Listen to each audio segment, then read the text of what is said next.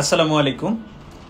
আমি ইমরান আপনাদের সামনে আবারও হাজির হয়েছি রোমিং এর নানা রকম আপডেট নিয়ে। আমরা প্রথমেই আপনাদেরকে ট্যুরিস্ট ভিসা সম্পর্কে একটু আপডেট করতে চাই।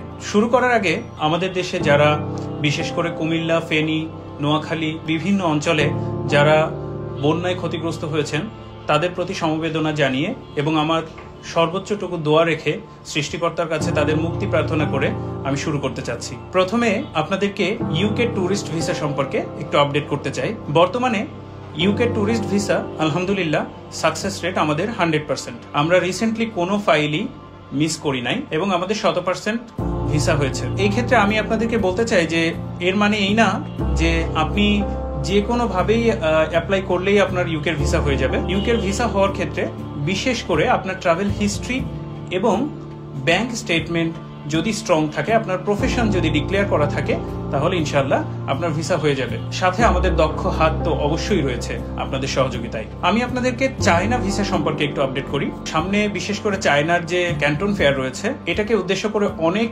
ব্যবসায়ী ভাই, কিছু ট্যুরিস্ট, তারা সবাই চাচ্ছে চায়নার ভিসা পাওয়ার জন্য। কিন্তু বিভিন্ন মহল থেকে আমাদের কানে আসছে যে চায়নার ভিসা রিফিউজ হচ্ছে, প্রচুর চায়না ভিসা রিফিউজ হচ্ছে, ইন্টারভিউ দিলে চায়নার ভিসা হচ্ছে না।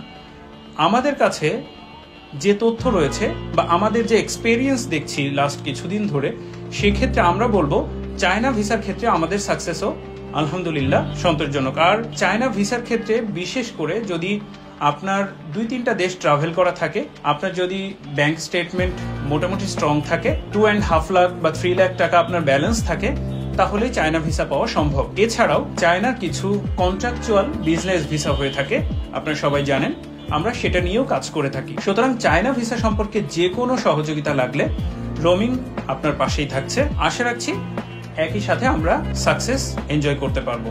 ধন্যবাদ রোমিং পরিবারের সাথে থাকার জন্য।